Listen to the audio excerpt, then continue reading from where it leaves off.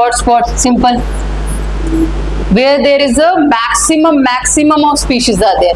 जैसे हमारे जो वेस्टर्न घाट्स हैं, नॉर्थ ईस्ट इंडिया है ना, there is a huge diversity. When you go to Western Ghats, वो वाले कोस्टल एरिया में जब जाओगे या नॉर्थ ईस्ट कंट्रीज स्टेट्स में जाओगे, you will find excess of greeneries there. Many species are there, different types of species are there. So उन areas को हम कैसे कैटेगराइज करते हैं? बायोडाइवर्सिटी हॉटस्पॉट बना के. ठीक है, इंडिया में टोटल कितने हॉटस्पॉट है?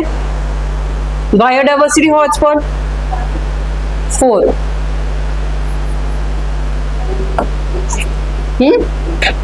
What? 4 I'm saying. 4 are there. Okay. 4. Can you see this? First one, Western Ghats in Sri Lanka. What happened? Any issues? Is it clear? Okay. Chalo. We will come back to the hotspot. Okay. There are 4 biodiversity hotspots in India. Okay. First one is Himalayas. First one is the Himalayas. Okay. Second one is this Western Ghats. Second one is the Western Ghats. Third one you look here, North East India, Indo-Burma region. और इसमें कौन सा include होगा? हमारा Andaman. Andaman is included in this Indo-Burma region. Fourth one is the Sundaland. In this you will count Nicobar. Getting? Sundaland में कौन आ जाएगा? Nicobar. Andaman, Indo-Burma reason में you will find this. Can you see this map? This ऊपर वाला अंडमान किस में आ जाएगा? Getting? Can you see the map? Color difference is also there. This is Indo Burma region. ये वाला रीजन इंडो-बर्मा कहलाता था ना, पहला वाला बर्मा. ठीक है. सो अंडमान इसका पोर्शन हो जाता है, बट सुंडालैंड में हमारा निकोबार आ जाता है. Getting? Sundaland, this word. Spelling दिख रही है यहाँ पे या मैं लिख दूं? So write down the 4. There are only 4 biodiversity hotspots in India. Okay, I am showing you the map क्योंकि इमेज याद रहेगा आपको. You will not get confused. Okay. Image के थ्रू, मैप के थ्रू चीजें क्या है ज्यादा अच्छे से याद है. बायोस्फीयर रिजर्व्स आपने देखा, I give you to look ना होमवर्क में. There was 75 to 80 biosphere reserves. जरूर मैप करना, उसको मैप में देखो एक बार, एटलस में देखो.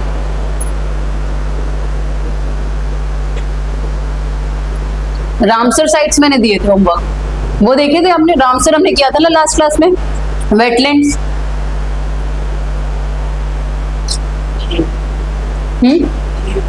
थीम. हाँ, what was theme? You read? अच्छा, okay. Wetland and okay, good. Who gave? Write down initiator of biodiversity hotspot. Who gave this initiator? Created by British biologists. The term coined by hotspot. The term coined by British biologists. The term coined by British biologist Norman Mayers.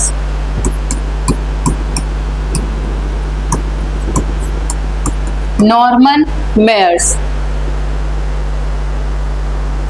The term coined by British biologist Norman Mayers and adopted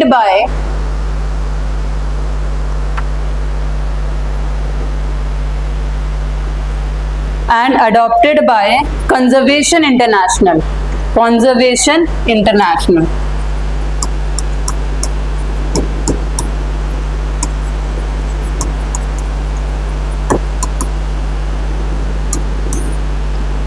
Write down the criteria. Conservation International has given criteria for hotspot.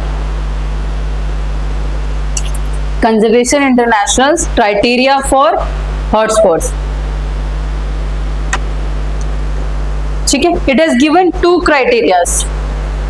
Criterias for hotspots. Conservation International ने 2 criteria हैं. ठीक है, first one you write down, must have at least 1500 species of, must have at least 1500 species of vascular plants vascular plant as endemic must have 1500 species of vascular plants as endemic, that is in bracket 0.5% of worlds. ठीक है, the hotspot area should have कितना होना चाहिए, 0.5% of the world's total vascular plants उस area में होने चाहिए. This is the first criteria. Is it clear? क्या मतलब वो 1500 वस्कुलर प्लांट्स या 0.5% of the total plants world total should be there. Second, must have lost at least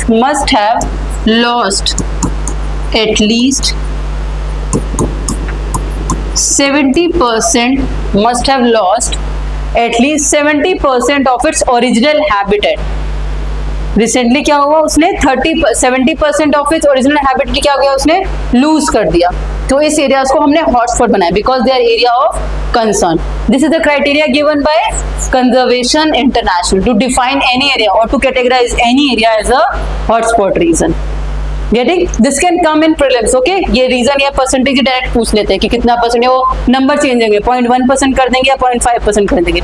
okay, so always remember how much, 0.5%. It is 0.5% is there. Okay, getting the meaning? India में कितने हैं, 4 hotspot है, that you remember. और criteria क्या है conservation international का, that you remember. Okay, एक और है hope spots. Another one hotspots की जगह ये आता है hope spots. Okay, these are important. क्यों? क्योंकि प्रीलिम्स में डायरेक्ट ऐसे वर्ड्स आ जाते हैं. ठीक है, hope spots. Write down. Marine protected areas,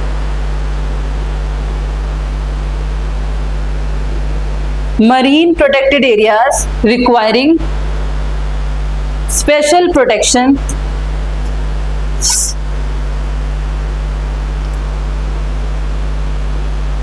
marine protected areas requiring special protection due to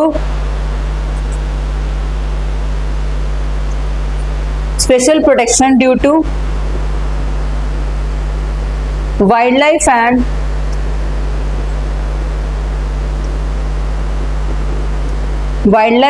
significant underwater habitat loss. Marine protected areas requiring special protection due to wildlife and significant underwater habitat loss.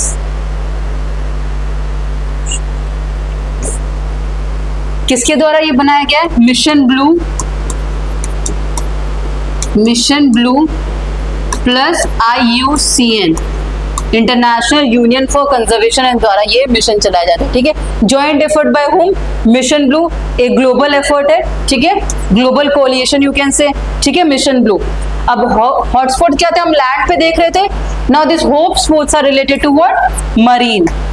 Getting the difference? we are talking about the marine resources. Okay, we are talking about the protection of the specific marine species and by whose effort is this? Mission Blue and the IUCN. इनके बारे में अब अभी हम future में आगे देखेंगे IUCN के बारे में. ठीक है, so always remember which organizations are involved in that. Okay, India में कौन से रीजन्स को माना गया है? Andaman and Nicobar, 2 island states are there. So Andaman and Nicobar and Lakshadweep Islands are included. India's hope spots, Lakshadweep Island and Andaman and Nicobar. Okay.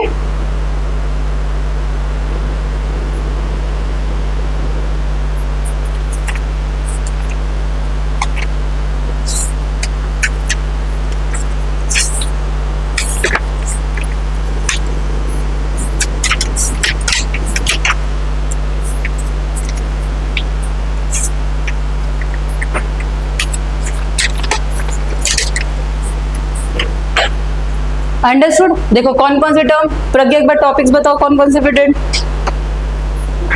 हाँ, शुरू से एक बार बताओ, एक बार सबको रिवाइज हो जाएगा.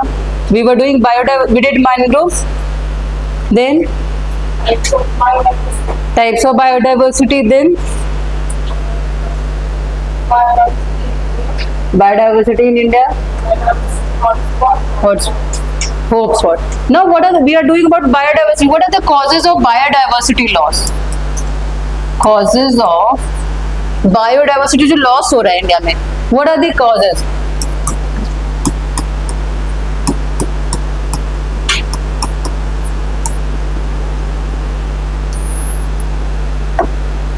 What are the causes of biodiversity loss? What you can think? 1 minute देती हूँ, सोचो. Why we are thinking about this? Why we are studying environment? Why we are focusing on environment and ecology? Biodiversity loss. Many points are there. Think. Wait, I will ask one by one. Okay. Starting with Ritik. You start one. What are the causes of biodiversity loss? जो हो रहा है कि नहीं? ये मानते हो कि नहीं हो रहा है लॉस? हमारी environment, ecology सब खतरे में है. तभी हम इतना एम्फोसिस देके पढ़ रहे हैं. स्पेशल सेक्शन बना दिया गया. स्कूल में भी आप देखोगे एनवायरमेंट का सेक्शन दे रखा है. क्यों? ताकि बचपन से ही बच्चों में जागरूकता है. यस और नो? कि वो कॉन्शियसनेस, अब हमारे दिमाग में पहले से होता है कि बाहर निकलेंगे तो लाइट ऑफ करके निकलेंगे रूम से, फैन ऑफ करके निकलेंगे. वो बच्चों में इनकलकेट की जाती है habit. So what, tell me one reason. हाँ, पॉल्यूशन की वजह से. नेक्स्ट रौनक. Climate change. ठीक है. और एंथ्रोपोजेनिक एक्टिविटीज. और प्रियांश जी उसके अलावा बताओ. ये अलग नहीं सोच रहे ना. Infrastructure development and growth is a reason. Pragya आप बताओ. और सोचो. दोबारा साइकिल उधर आएगी.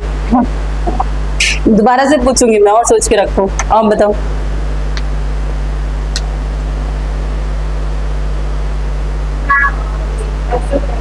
Natural current is good. And then Karuna.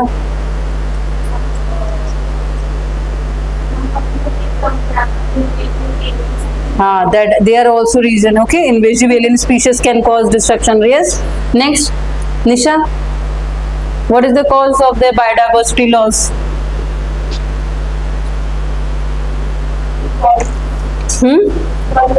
Pollution हो गया. पॉल्यूशन के अलावा, पॉल्यूशन एंथ्रोपोजेनिक एक्टिविटीज के अलावा आप बताओ. Coastal development. ठीक है, दैट कुड बी रीजन. अगर कोस्टल टूरिज्म को हम डेवलप करते हैं. ओके, देन एंड सोबो. देखो, जो तुम पॉइंट्स बोल रहे हो मेंस में सब लोग ये बेसिक लिखेंगे. यस और no? Everybody will write this. Yes और नो? तो आपका आंसर अलग कैसे होगा? आपको 0.1 एक्स्ट्रा चाहिए बाकियों से. अगर किसी को 3 मिल रहा है तो आपको 4 चाहिए 10 में से. यस और नो? यस और नो? मगर अगर सबका एवरेज 3 रहा था तो आप एवरेज में रह जाओगे. हर क्वेश्चन से आपको 1 नंबर एक्स्ट्रा चाहिए, तो उसके लिए एक्स्ट्रा एफर्ट भी करना पड़ेगा. अगर जनरल आंसर्स दोगे तो जनरल मार्क्स ही मिलेंगे. अगर एक्स्ट्रा एफर्ट डालोगे तो 0.1 भी हर पेपर में अगर एक्स्ट्रा लाते हो 1 नंबर भी पहुंचेगा. इलीगल ट्रेड है कि नहीं? Illegal trading is happening. Yes और no?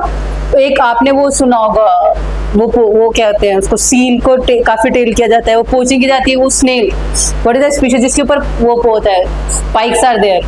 पोक्यूपेन, penguin, pangolin, pangolin. Yes, pangolin is a species. बहुत ज्यादा वो किया जाता है illegal trading, specially from the north east India. Right, pangolin is traded illegally. ठीक है, ये सब हम साइट्स वगैरह में देखेंगे, है ना. स्नेक्स का होता है काफी ज्यादा इलीगल ट्रेडिंग. यस और नो? स्नेक्स कितने, एलिफेंट टंग्स होते, टंग होता है वो. ठीक है. Think else.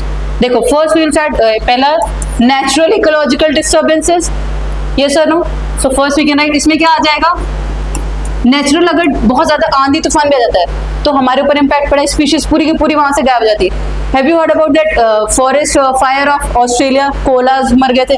Amazon forest, Uttarakhand में फॉरेस्ट आता है, फायर होते हैं. So that is also called ecological, natural ecological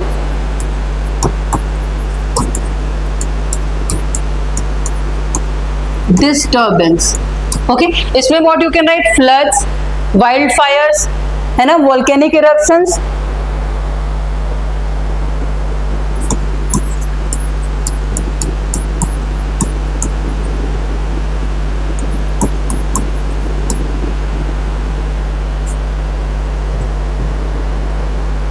What happened?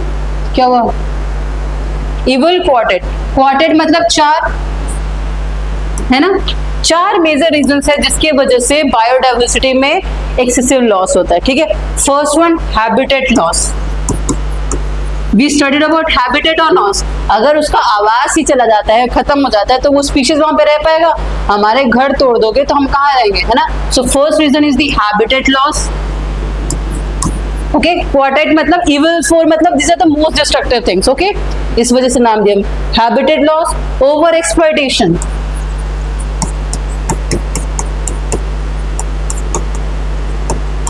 Over exploitation of anything is harmful. अगर स्पीशीज का हम, अगर हमारे पास हॉर्स भी है या कैमल भी, उसको हम एक्सेसिव यूज करते हैं, इट विल डाई, यस और no. So over exploitation of resources like natural gas and all, coal, petroleum will also cause depletion of many species. Alien species,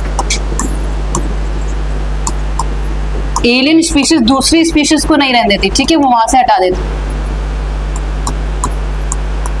If you see one specific lantana, it will take up all this, वहां से क्या बाकी सारे species गायब हो जाएंगे। वो अगर प्लांट वहां पे ग्रो करना शुरू, और they multiply very fast, this is the quality of alien species, they grow and multiply very rapidly. Okay, so impact harmfully to the other species, ठीक है। Next one you can write one word, secondary extinction.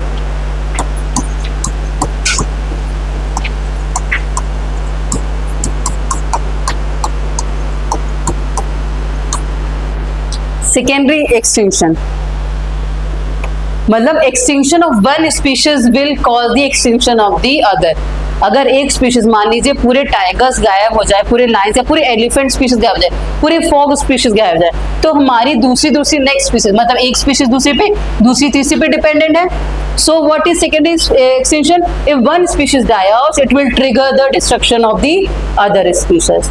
Getting? अगर हम सारे plants हटा दें अर्थ से, सारे plants को ही खत्म कर दें, what will happen ultimately? If we remove all the grasses, all the plants and crops, they are also a species, we will not only survive, animals will die out. So this is called secondary, मतलब एक की वजह से दूसरों का मरना, ठीक है। extinction of one species triggers the loss of the other, ठीक है ना। ये अब थर्ड पॉइंट में कौन लिख लो important, third WWF 6 key threats।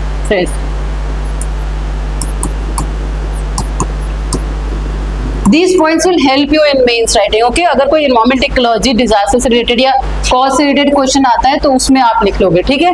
इसमें लिखो एग्रीकल्चर। WWF ने 6 रीजंस बताए हैं जिसकी वजह से क्या है, WWF मतलब world wild life fund for nature, okay, जो स्पेसिफिकली किससे फंड है ना, इसके बारे ऑर्गेनाइजेशन के बारे में हम आगे पढ़ेंगे। अभी सिर्फ ऑर्गेनाइजेशन का नाम याद रखो, WWF, okay. WWF has given 6 key threats to the biodiversity. What are they? First, you read agriculture, comma, hunting, comma, logging, LOGGING, logging में सारे फॉरेस्ट से टिम्बर वुड लिया जाता है ना, so that is also a cause of concern. Logging, comma, pollution, comma, invasive species and climate change.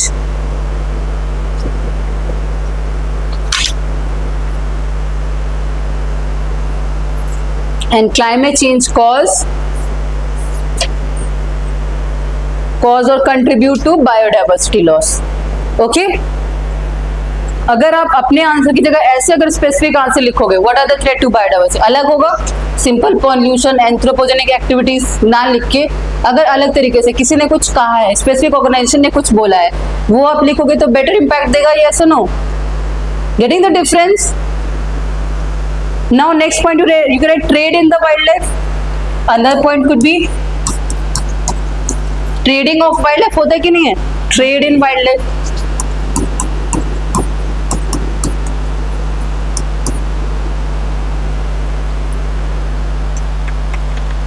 बाकी सारे points मेरे ख्याल से सारे कवर हो गए, यस और नो? चलो ओके। अब ये एक होमवर्क हुआ कि consequence, what will be the consequence of biodiversity loss to humans. ये आपका होगा consequences of, you will have to write at least सब कोई 5 रीजंस बताएगा। What will the consequences of loss of biodiversity, okay.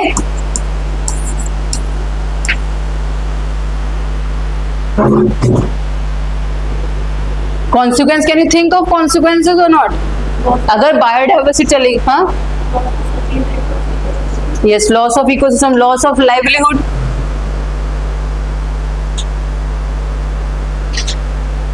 Think for more points, okay. ये homework है, ठीक है। Next we look at the conservation measures. अब biodiversity जब खत्म हो रही है तो मुझे कंजर्व भी तो करना है, यस और no? How do we conserve them? What are the methods used in India? If we want to save any species, any animal और plant, what we do? What Indian government do? Correct, okay.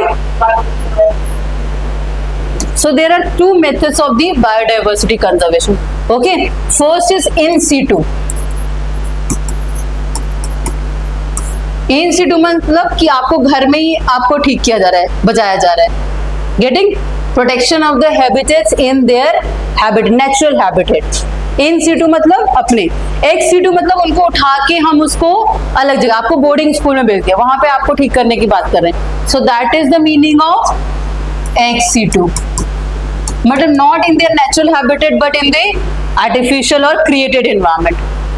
Relocating the animals and species from their natural habitat to the protective environment for special care.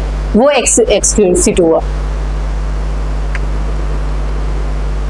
In situ means protection of the plants, animal species in their natural habitat. ठीक है, उसी area को हमने biosphere reserve declare कर दिया, उसी area को हमने नेशनल पार्क बना दिया, वहीं पे उनका कंजर्वेशन हो रहा है, उसी को प्रोटेक्टेड एरियाज बना दिया। और एक हम क्या कर रहे हैं, उनको अलग ले जाके इंटरब्रीडिंग करा रहे हैं, उनको रिहेबिलिटेशन सेंटर में रखा जा रहा है ना? तो वो क्या हो गया आपका ex situ। आपने वो सुना था recently largest rehabilitation centre was inaugurated, कहाँ पे? अभी न्यूज में आया था ना लास्ट 2-3 महीने पहले, about the species, elephant species, क्या नाम था? मैं नाम Vantara, heard the name Vantara? No, चलो करूँ। सो रिहेबिलिटेशन सेंटर एस्टैब्लिश हुआ था। Getting the difference? Nisha, what is in situ, ex situ?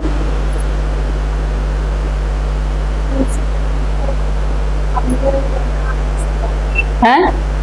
फिर से बताओ, आराम से सेंटेंस बना के बताओ मेरे को, आराम से सेंटेंस सोच के बताओ। इन situ कंजर्वेशन, हम बायोडाइवर्सिटी कंजर्वेशन की बात कर रहे हैं। अगर species of plants, we are protecting them in their natural environment, in their own habitat, that is called in situ, मतलब उनके अपने प्लेस पे। ex situ means we are relocating the plant and animals from natural habitat to the protected environment. Getting? So what are the examples here? National parks, wildlife sanctuaries, biosphere reserve, sacred groves. ठीक है, these are religious areas. कुछ लोग मानते हैं ना कि धार्मिक स्थल है, इसको छेड़छाड़ नहीं करनी है, so they are considered as sacred groves.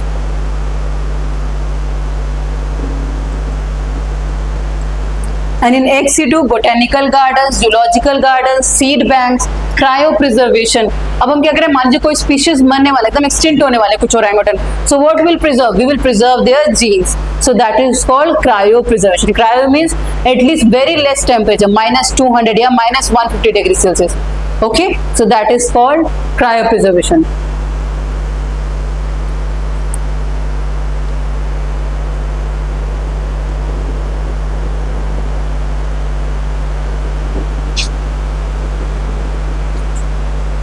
What happened? हाँ, सीड बैंक्स मतलब प्लांट से रिलेटेड। सीड बैंक्स तो बीज को बचाना, यहाँ पे भी जीन की बात कर रहे हैं, जीन बैंक्स। ओके, जीन को प्रिजर्व करने की बात कर रहे हैं। हाँ, क्रायो प्रिजर्वेशन, एक्सट्रीम टेम्परेचर में उसको रखा जा रहा है, वही मेथड है। जैसे सीड बैंक में हम क्या सीड को प्रिजर्व कर रहे हैं, ठीक है। फील्ड जीन बैंक मतलब जीन्स को प्रिजर्व करें। Cryo preservation is a technique of preserving them in a very low temperatures. Okay, getting? और उसमें ऐड कर लो, एक इन विट्रो फर्टिलाइजेशन होता है, IVF and tissue culture, that comes in ex situ.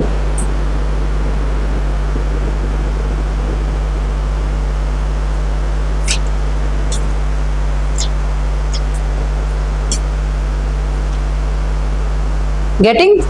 अगर अब कोई डिफरेंस पूछेगा, अच्छा ये डिफरेंस आप एक बताओ, नेशनल पार्क, बायोस्फीयर रिजर्व किसके अंदर क्या आते हैं? अगर मैं पूछूं, एक होमवर्क होगा, नेशनल पार्क, बायोस्फीयर रिजर्व, है ना, and wild life sanctuary, you will have to make a difference in these three. Getting regulated by which authority? Yes or no? It is a simple task. You can find out, right? So you will find difference between biosphere parks, wildlife sanctuaries and national park. ये तीन है. Biosphere reserve किसमें सबसे ज्यादा protection होता है? National parks and wild life sanctuaries. इन तीनों में difference. Okay, I will ask you all कौन से किस एक्ट के अंदर रेगुलेट होता है, that you will also understand. Okay, in protected areas in situ there is a strategy called core buffer strategy. Okay, write down core buffer strategy.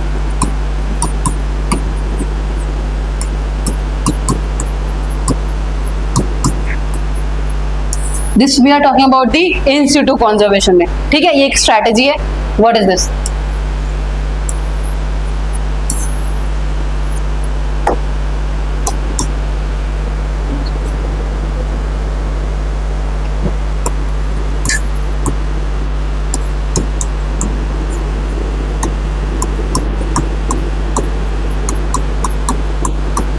Okay, this is applied mostly in biosphere reserves and national parks. ठीक है, protection, this is for the protection of the species and the ecosystem. अब core area में क्या होगा? Strictly prohibited, no human activity. Okay,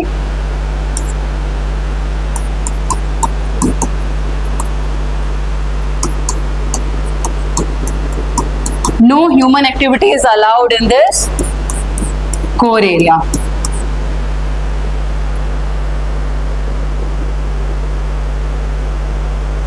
In buffer you can write limited. Limited access is there, limited activity.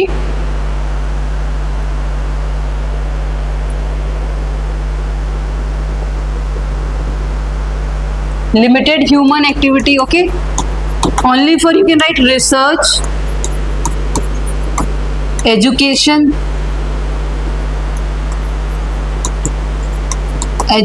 or monitoring. ठीक है. Third one is transition. Limited human activity there, allowed only for research, monitoring and education purpose. Transition permits, write down transition, permits ecologically sustainable human settlement. Ecologically sustainable human settlements. Human settlements are allowed. Okay. Limited economic activity. Okay, ऐसी activity ना कि आप जाके वहां पे mining कर रहे हो या वहां पे आग लगा रहे हो या फिर डिफोरेस्टेशन कर रहे हो, ऐसी नहीं. Limited for the survival and sustainable activities. ठीक है, कि थोड़ा बहुत आपने फॉरेस्ट रिसोर्स ले लिया, थोड़ा सा टिम्बर ले लिया. Okay, so this is the strategy followed by the conservation of the protected area. This is the core area. यहाँ पे तो कुछ भी अलाउड नहीं होता है ना. बफर एरियाज में only for research and educational purposes humans are allowed and here few humans can be allowed.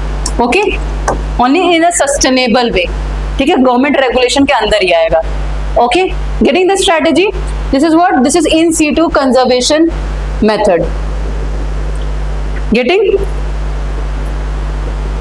चलो, अब इनके अलावा दो तीन वर्ड्स हैं. कंजर्वेशन रिजर्व्स और कंजर्वेशन, दो टर्म्स हैं. ये दो टर्म्स कर लो फिर. We have time, still we have time.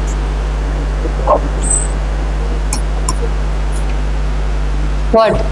दो टर्म्स हैं, कम्युनिटी रिजर्व. देखो इनका डिफरेंस आप लोग को पता होना चाहिए, इसलिए मैं करा रही हूँ. ठीक है, conservation reserve and community reserve. Because biodiversity का पॉइंट आ रहा है, नेशनल पार्क आ रहा है, तो उससे रिलेटेड ये भी टर्म्स रिलेटेड है. ठीक है, कंजर्वेशन रिजर्व. कंजर्वेशन रिजर्व क्या हुआ, इसमें क्या है, गवर्नमेंट्स कैन डिक्लेयर देम. ठीक है, इसमें क्या होता है, governments can, write down, governments can, ये गवर्नमेंट एरिया पे होता है. अरे यार, write down, government, state governments can declare,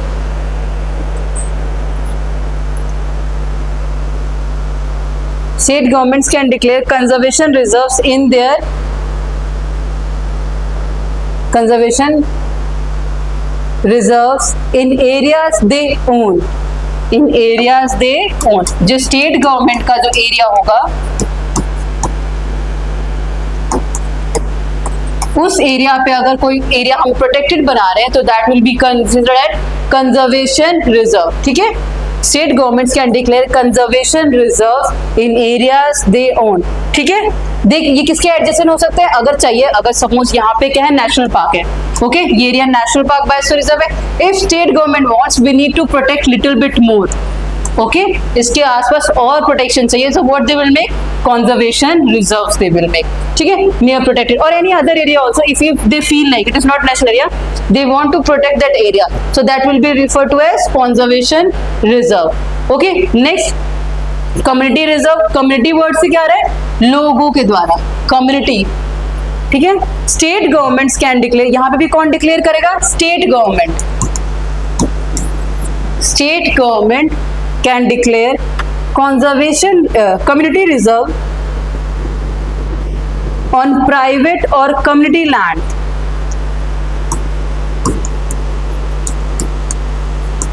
on private or community land, private or community land where individuals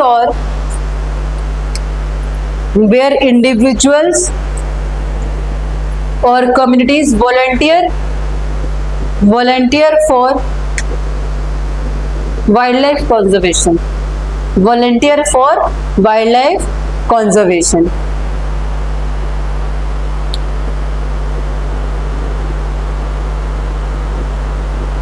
Getting the difference? यहाँ पे both are declared by the state government only. Here what it is the land of the government. In that area they declare it as their conservation reserve, and this is a community reserve. People of that area decide to protect the wildlife, okay, in their community land. Okay, is this difference clear? Chalo, we will end it here, okay? Thank you class.